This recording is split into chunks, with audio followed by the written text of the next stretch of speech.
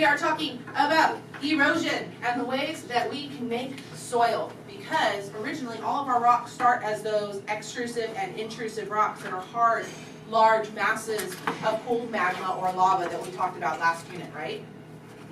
Which one was intrusive? Inside.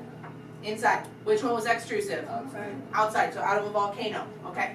So those big rocks get broken down somehow. The way that we do that is erosion. There are many types of erosion that you can see on your papers. The two that we talk about, the two main categories, are chemical and physical. Say that for me, chemical and physical. That sounded sad. Let's try that again. Chemical and physical. Thank you so much. What we just saw, do you think that that would have been chemical or physical? Who said it? I heard it. Physical. I heard it a couple of times. Thank you. Say it loud so the camera can hear you guys. The board wants to know you're a decent teacher. Thank you. Okay, physical. You are absolutely right. So first, we were talking about water in the sink too, with the water cutting its way into the land. We were outside and it was a pushing, a friction. Friction happens when you have two surfaces rubbing against each other. That would be something like a glacier moving, okay? The white salt block. And then we would also have wind blowing topsoil around. Or like who's seen the snowdrifts lately? Where the wind is blowing the snow over the roads and it makes it hard for us to drive? Who's seen it? Who's seen it? Thank you. That is the same thing that happens with soil, but we're watching it happen with frozen water. Okay? That's just a quick reference for you guys. So the first one that we're going to talk about is coastal water. Coastal water erodes landforms by beating up against a cliffside or a coastline. When it beats up against the cliffside or the coastline, that water, that pressure, it hits. There's sediment inside of the water too, so it works kind of like a sandblaster. It erodes the cliffside, and the more that water hits and that sediment hits against that rock, it creates finer and finer and finer granules, and that's how we get sand out of these big cliffs.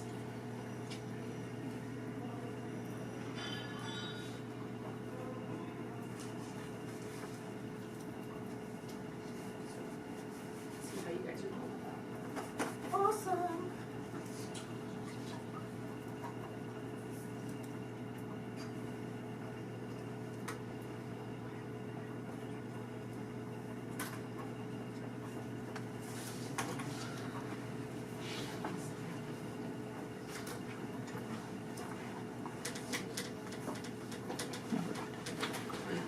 Okay, are we ready?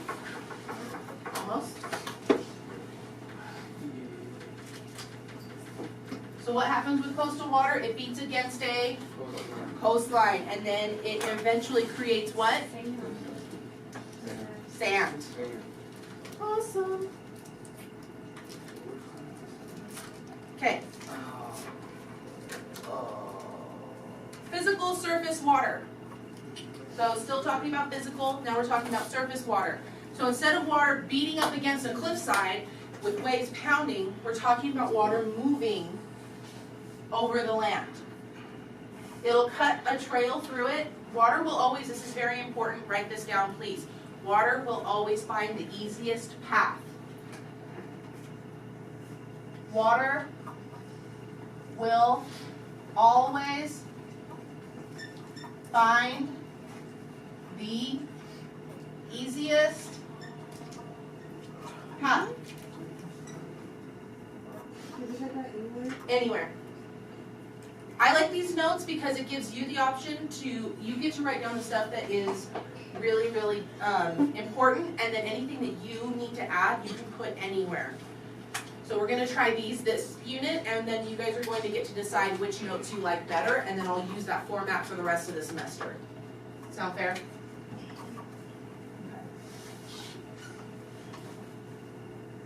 As that water moves over the surface of the land, it picks up sediment. So have you seen, what's the difference between dirty water and clear water?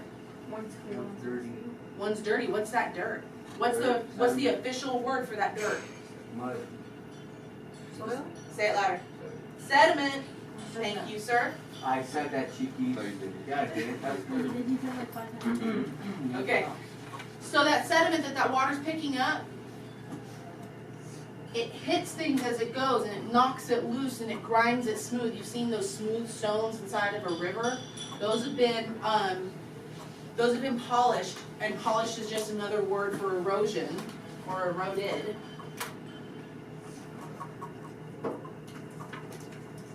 And that wears down the rock to make more sediment.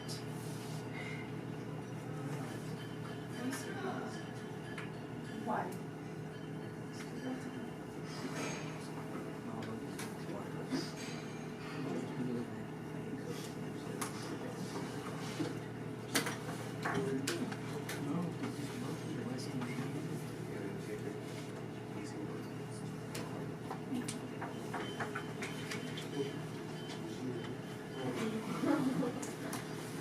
Okay, are we good? So, please resist the urge to play with the whiteboards until we're done. Okay. Sandblaster. Physical weathering, also wind. What did we use today that was like wind? The air compressor. The air compressor, awesome, thank you. So wind is one of those, I'm kind of glad that the wind one didn't work so well. Beauty, was it taking off like big chunks and lots of it, or did you have to really look for it when you were blowing the air compressor on? You barely started it up. You had to really look for it, right?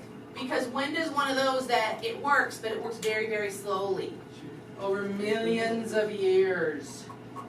So it picks up sand as it moves, just like we were talking about the snow drifts. It'll pick up dirt like that. And then have you ever been there when the dirt hits you? I hear you guys have like 50-mile-per-hour winds here sometimes, and it'll be really dusty. Have you been hit by that and it hurts? Yeah. Has anybody ever actually been like cut by that? Not too good. Okay, good, I'm glad. But that can happen, and that is what's happening here. It works like a sandblaster, and it wears down the rocks. What's happening with this guy up here is that there was softer rock underneath that harder rock, and the wind was able to wear it away faster. So on the Mohs scale, which one would be the one on the inside? Would it be like a 1 or a 10? A 1, good. Okay, so those softer rocks wear away first, those 1s. Those 1s, 2, 3s. We good? Glacial, which one was like glacial that we did this morning?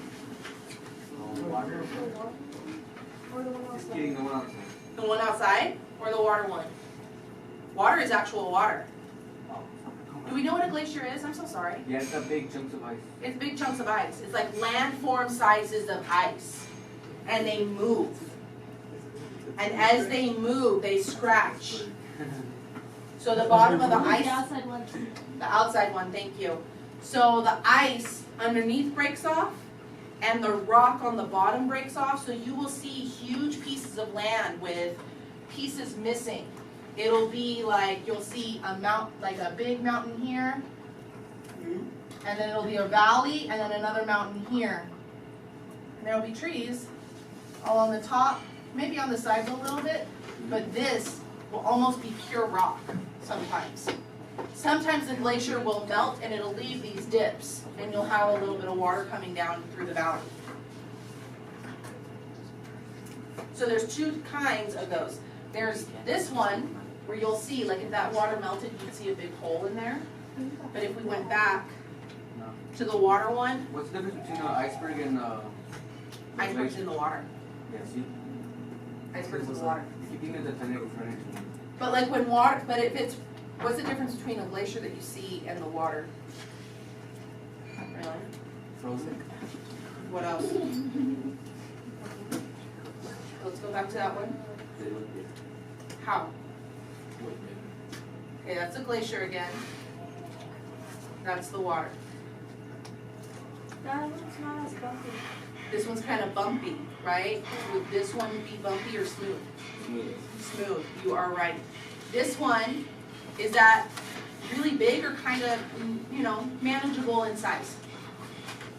Versus that one, which one's bigger? That one. This one, good. I'm so glad that you guys can figure that one out. Thank you. Okay, so finally, my favorite word. It's not really right, but I don't care because I love it and everybody remembers it. Critters. So critters would be little animals, bugs, insects, us, living things that break away the land and the rock. It might happen on top, like this, how we have made some changes to the land for our use. It might be like that one where it's ants and insects burrowing under the ground.